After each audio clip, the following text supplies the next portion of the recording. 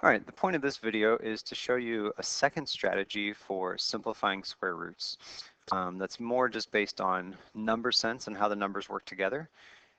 The nice thing about the strategy is that it does not require you to know all the different perfect squares or find perfect squares.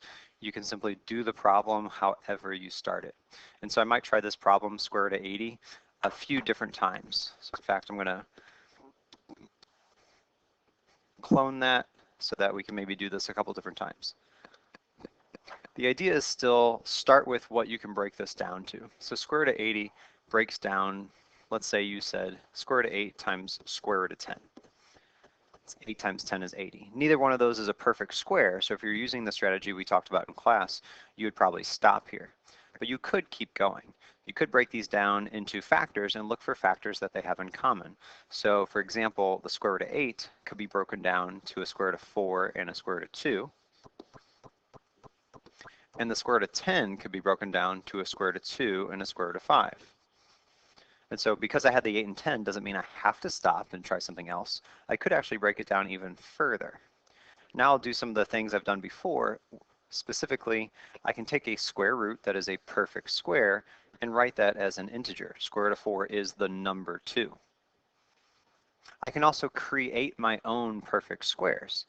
The definition of a perfect square is a number that multiplies by itself to give you another number. So 2 times 2 is 4, which is why 4 is a perfect square. So with this other strategy, you can actually look for and create your own perfect squares. So for example, since I have the square root of 8 times the square root of 10, and they each have broken down to have the same factor, a square root of 2. The square root of 2 times the square root of 2 is the square root of 4. I created my own perfect square. Square root of 4 is the number 2. So now I have a 2 in pink from the original 4, and then I have a 2 that I created. And then at the end, I have the square root of 5 that hasn't really done anything, and so it comes back down. And so what I have is 2 times square root of 5, which simplifies to 4 square root of 5. And so that's a different strategy that people use to simplify their roots or square roots. And it works very well. It just takes a little bit of practice.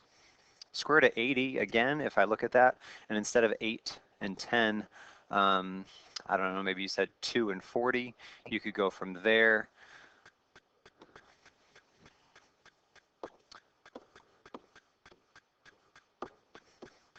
Okay, 40 doesn't tell me a whole lot. Maybe with 40, you realize you decided you're going to do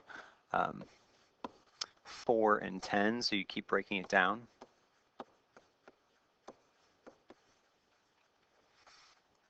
The 4 I can leave alone. It's a nice perfect square I can do something with. Maybe I decide to break down the 10 again. So the square root of 2 is still square root of 2.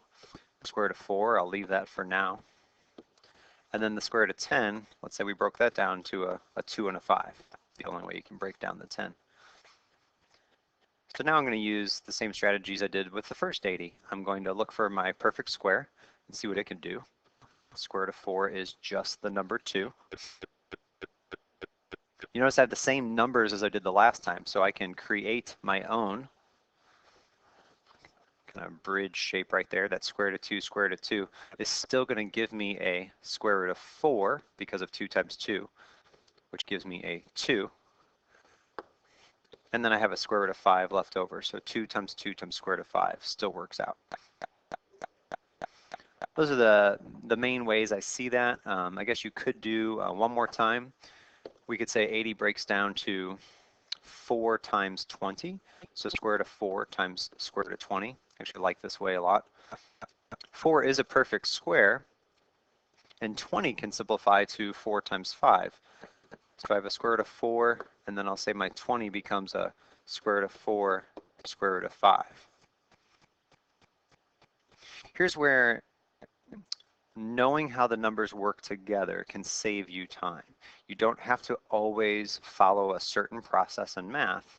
The more you understand the numbers and have that number sense, the more math you can do quickly. I could, at this point, I'm going to kind of cover up everything else we're looking at, just to help you stay focused.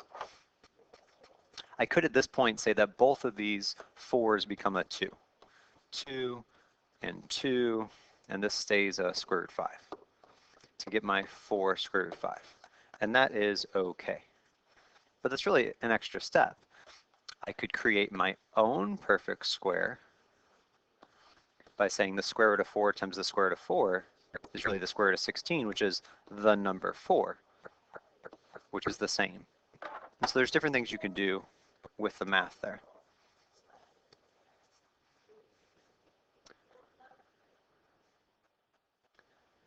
I was going to do another example, but the video is getting kind of long, so I'm going to stop it there. And that's just another strategy. You can probably find lots of YouTube videos of that strategy being done. You can come and work with me in class on it or ask your teacher about it if you want to go that route.